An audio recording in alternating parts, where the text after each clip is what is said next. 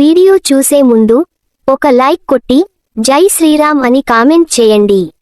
మన హిందూ ధర్మశాస్త్రాల ప్రకారం కార్తీక మాసానికి ఎంత ప్రాముఖ్యత ఉంటుందో అంతే విశిష్టత మాఘమాసానికి ఉంటుంది. ఫిబ్రవరి 28 వరకు మాఘమాసం ఉంటుంది. ఈ నెల రోజులు చాలా పవిత్రమైన రోజులు. కాబట్టి ఇంతటి పవిత్రమైన మాఘమాసంలో కొన్ని పనులు చేయడం ద్వారా అదృష్టం తలుపు తడుతుంది.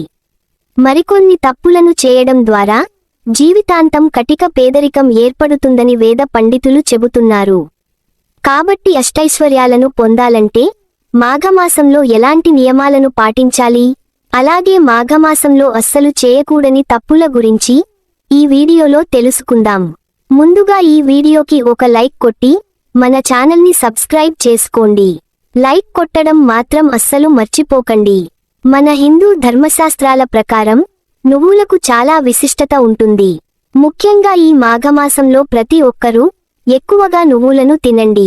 మాఘమాసంలో నువ్వులు తినడం వల్ల జీవితాంతం ఆయురారోగ్యాలతో జీవిస్తారని, మీ ఇల్లంతా సిరిసంపదలతో నిండిపోతుందని విశ్వాసం. అలాగే ఎవరికైనా పేదవారికి కానీ బ్రాహ్మణులకు కానీ నువ్వులను దానం చేయండి.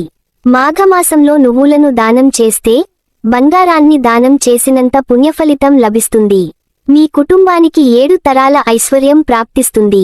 కాబట్టి జీవితాంతం సుఖసంతోషాలతో జీవించాలంటే మాఘమాసంలో ఖచ్చితంగా నువ్వులను దానం చేయండి.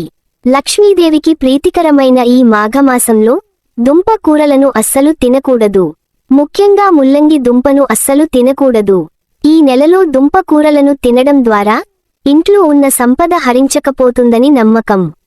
మాఘమాసంలో వెండి వస్తువులను కొనకూడదు. మాఘమాసంలో నలుపు రంగు వస్త్రాలు వేసుకోకూడదు. ఈ మాఘమాసంలో నలుపు రంగు వస్త్రాలను ధరిస్తే ఏలినాటి శని పట్టి పీడిస్తుంది. కాబట్టి వీలైనంత వరకు నలుపు వస్త్రాలను ధరించకపోవడమే మంచిది. మాఘమాసంలో ముఖ్యంగా ఎరుపు అలాగే పచ్చ రంగులో ఉన్న దుస్తులను ఎక్కువగా ధరించండి. ఈ రంగులు మీ జీవితంలోకి అదృష్టాన్ని తీసుకువస్తాయి. ఎంతో విశిష్టమైన ఈ మాఘమాసంలో పుణ్యనదుల్లో స్నానాలు చేయడం ద్వారా విశేషమైనటువంటి పుణ్యఫలం లభించి జీవితంలో రాజయోగం లభిస్తుందని వేద పండితులు చెబుతున్నారు. మాఘమాసంలో చేసే నదీ స్నానాలు వల్ల మన పాపాలను కడిగేయమని ఆ దేవుడిని స్మరించుకోవడం. కార్తీక మాసంలో దీపానికి ఎంత ప్రాముఖ్యత ఉంటుందో మాఘమాసంలో స్నానానికి కూడా అంత ప్రాముఖ్యత ఉంటుంది. మాఘమాసంలో పుణ్య నదులలో స్నానాలు చేయలేని వారు ఇంట్లో స్నానం చేస్తున్నప్పుడు నీటిలో కొంచెం పసుపు వేసుకొని గంగా, గోదావరి, కృష్ణ, కావేరి ఇలా పుణ్యనదుల పేర్లను తలుచుకుంటూ స్నానం చేస్తే పుణ్యనదుల్లో స్నానం చేసినంత ఫలితం ఉంటుంది. విపరీతమైన డబ్బు కష్టాలతో బాధపడేవారు ఈ మాఘమాసంలో ఏదైనా శివాలయానికి వెళ్లి నువ్వుల నూనెతో దీపాలు వెలిగించండి.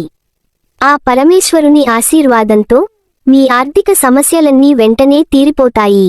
ముఖ్యంగా ఈ మాఘమాసంలో తులసిని పూజిస్తే లక్ష్మీదేవి కటాక్షం త్వరగా లభిస్తుంది. ఈ మాఘమాసంలో సాక్షాత్తు లక్ష్మీదేవి భూమిపైకి వస్తుందట. కాబట్టి లక్ష్మీ స్వరూపమైన తులసి పూజించడం ద్వారా సకల సంపదలను పొందవచ్చు. ఈ మాఘమాసంలో పొరపాటున కూడా సాయంత్రం సమయంలో నిద్రపోకూడదు. ఎందుకంటే ఈ మాఘమాసం నెల రోజుల పాటు సాయంత్రం 6 దాటిన తర్వాత లక్ష్మీదేవి మన గుమ్మం ముందుకు వస్తుందట. కాబట్టి ఇలాంటి సమయంలో మీ ఇల్లు శుభ్రంగా లేకపోయినా, మీ ఇంట్లో ఎవరైనా నిద్రపోయినా మీ ఇంట్లో ఉన్న ధనం తగ్గిపోతుంది. మాఘమాసం నుండి శివరాత్రి వరకు అన్నీ పర్వదినాలే ఉంటాయి. కాబట్టి మాఘమాసంలో ఇంట్లో దీపారాధన చేసేటప్పుడు ఎరుపు రంగు పుష్పాలతో దేవుడిని పూజిస్తే ముక్కోటి దేవతలు సంతోషించి సిరిసంపదలను ప్రసాదిస్తారు.